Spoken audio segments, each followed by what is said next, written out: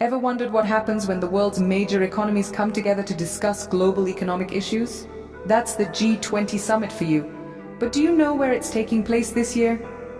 The G20 Summit is an international forum where representatives from the world's 20 largest economies gather to discuss pressing global economic issues. The platform's primary aim is to promote international financial stability, with countries coming together to exchange ideas and develop policies that can drive sustainable growth. These 20 economies include 19 individual countries and the European Union, spanning across continents and representing 2/3 of the world population, 85% of global GDP, and over 75% of worldwide trade. This year, the G20 Summit is set to take place in a country that's known for its rich history, diverse culture, and rapidly growing economy. Yes, you guessed it right. The G20 Summit 2023 is happening in India, a nation that's playing an increasingly significant role in the global economic landscape. Stay tuned as we dive into the details of the G20 Summit in India. So where exactly in India is this global event happening? Brace yourselves for a grand spectacle as the G20 Summit descends upon the heart of India. The chosen location is the Bharat Mandapam, nestled within the sprawling Pragati Maidan Complex in New Delhi. This architectural marvel will play host to the world's leaders on September 9th and 10th. But the delegates aren't just confined to the conference room. They'll be taking in some of India's rich heritage and culture with visits to Rajghat, a memorial dedicated to Mahatma Gandhi, the National Gallery of Modern Art, showcasing India's vibrant art scene, and the Indian Agricultural Research Institute in Pusa, spotlighting India's advancements in farming and agriculture. This fusion of global politics, culture, and innovation promises to make the G20 India Summit a truly memorable event. Now, let's talk about how this summit will affect the daily lives of the people in Delhi. Imagine hosting a global event in your city. It's exciting, but it might also mean some changes in your daily commute. Come September 7th, the city of Delhi will be buzzing with the anticipation of the G20 Summit.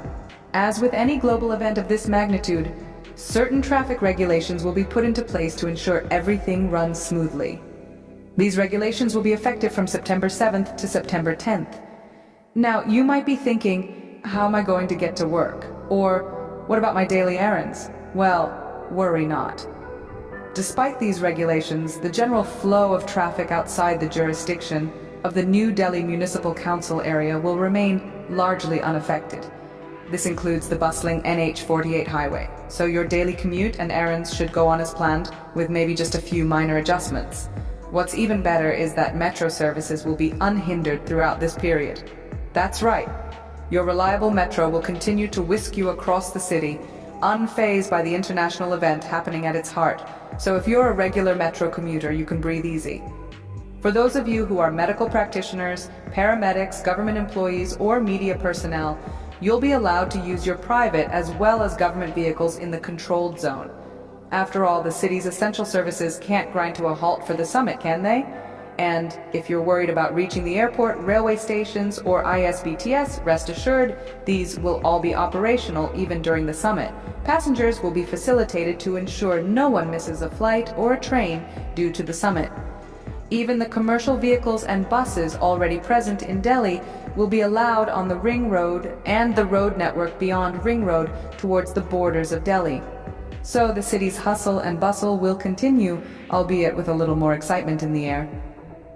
But what about other essential services during the summit, you might ask? We'll get to that in the next scene. Stay tuned. While the global leaders are busy discussing economic issues, life in the city must go on. And that's exactly what will happen here in Delhi during the G20 Summit. To ensure that the everyday needs of the citizens are met, most of the services will continue as per usual. From your local medical stores to the grocery shops, they'll all be open and at your service. So whether you need to refill your prescription or you're running low on kitchen staples, these places have got you covered. And let's not forget about the milk booths and the fruit and vegetable shops. They too will remain open, making sure you can get your daily dose of nutrition without any hassle. Now, we understand that commuting within the city could be a concern for many during the summit, but rest assured, the general flow of traffic outside the jurisdiction of the New Delhi Municipal Council area will remain unaffected, barring a few exceptions like NH48. What's more, All types of commercial vehicles and buses already stationed in Delhi will be allowed on the ring road and the road network beyond the ring road towards the borders of Delhi. And for those who are wondering about their daily commute to work, don't fret. Government employees, media personnel, medical practitioners and paramedics will be permitted to use both their private and government vehicles in the controlled zone. For those planning to travel out of the city or expecting guests, the airport and railway stations will function as usual. The interstate bus terminals, or ISBTS, will also be operational, facilitating the movement of passengers in and out of the city. And for the residents of New Delhi district, you can breathe easy. You and your authorized vehicles will be allowed to move within the district, ensuring that your daily routines are disrupted as little as possible. And for those who are wondering about parking near the venue, navigating through a city hosting a global event can be tricky, so what about parking near the venue? Now let's get down to brass tacks.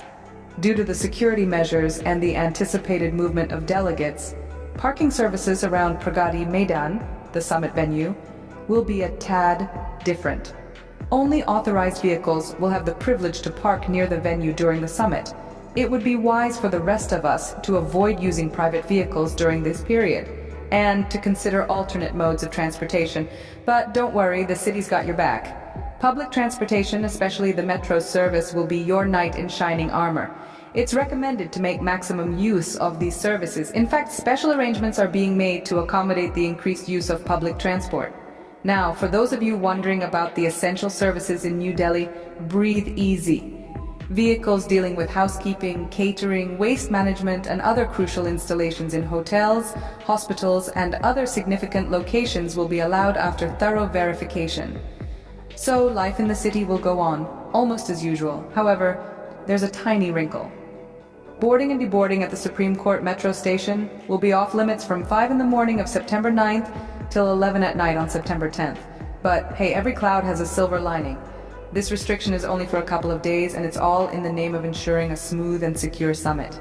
In the grand scheme of things, these arrangements are just a small price to pay for hosting such a prestigious global event. And remember, it's always better to be informed and prepared. In case you need any further clarifications, the traffic police are just a call or a message away. Stay tuned for the contact details in our next segment, and remember, the Mapples Map Me India app will show and suggest accurate alternative routes during this period. So, keep calm and carry on. Got more questions? Here's how you can get them answered. If you're seeking clarity on traffic movements and regulations during the G20 Summit, don't fret. The traffic police are at your service. They're just a message or a call away. You can reach out to them via WhatsApp on 875-087-1493. Alternatively, you can dial 1095 or 011-2584-4444 to get in touch with the helpline. If you're planning to navigate the city during this time, it's crucial to stay updated with the latest traffic information. For this, you may utilize the Mapples Map My India app. It's not just an ordinary navigation app. It's designed to provide accurate alternative routes during the summit, making your journey smoother and more efficient. The app will display the restrictions in place, saving you from any unexpected roadblocks or traffic congestion. As we wrap up, remember that the G20 Summit is not just an international event. It's a celebration of global cooperation and understanding. It's a chance for India to shine on the world stage, showcasing its rich culture, vibrant diversity, and progressive initiatives. So let's embrace it with open hearts and minds and make the most of this unique experience. That being said, we've reached the end of our discussion on the G20 Summit in India. We hope that we've provided you with valuable insights and practical information. If you found this video informative, then don't forget to hit the subscribe button. It's your support that fuels our motivation to create more content like this. Share this video with your friends to spread knowledge and awareness about the G20 Summit. And lastly, we're eager to hear your thoughts and opinions. So do drop us your valuable comments. That's all about the G20 Summit in India. Don't forget to subscribe, share this video with your friends, and drop your valuable comments.